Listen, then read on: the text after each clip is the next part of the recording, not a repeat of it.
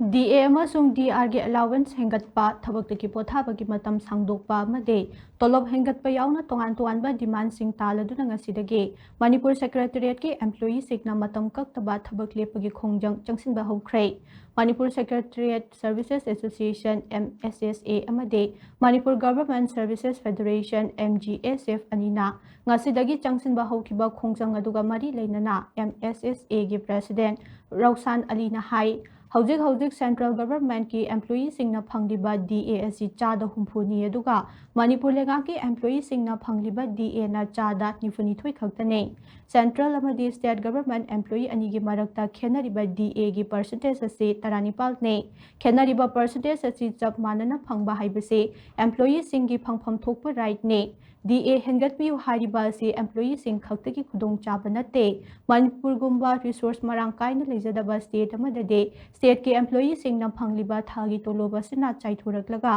loina chalaiba ngaktane masigi khudam haibabu thaloiram daida dukan sing pot sitte tolob hek phangbaga pot amuk sitle government na employee sing da piriba thagi toloba si employee adugi account ta lengdana leibanate paisa ado market ta circulate tawduna leiribane matamga chunaba DA increment pibi dabana maram oiraga inflation lakpada money circulation ki chang yamna hantharae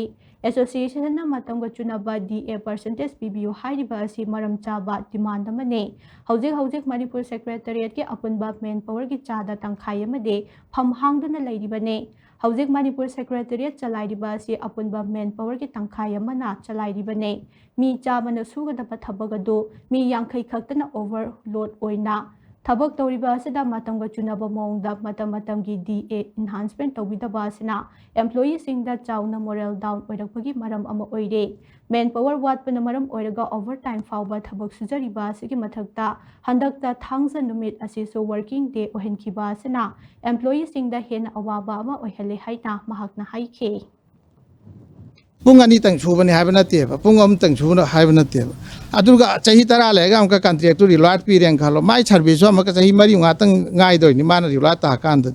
adu di upper age limit che hengat pasi yamna mathau tai public oriented oina youth singi khalaga na ikhoina machi khongjang ji changchan jabani mayam gi khalaga machi employee sing tagi selfish oina khanbi gano selfish oina tawbanate de hengat pasu parja gi kana doini aduga ikhoi Saturday suti thasu parja sing kan doini adugi enhancement of retirement superannuation age 60 dai 62 de hangat pachichu youth mayam sing je changa akan da moina tawdoi ba changdringai da bodi changning bagi tawru changa amatung da moina kangau na gado mayam do ikhoi na hana service ta lai romni na masi gi experience lai romni na mayam sing ju wa haurani khan bagi ikhoi masi am su tan jabani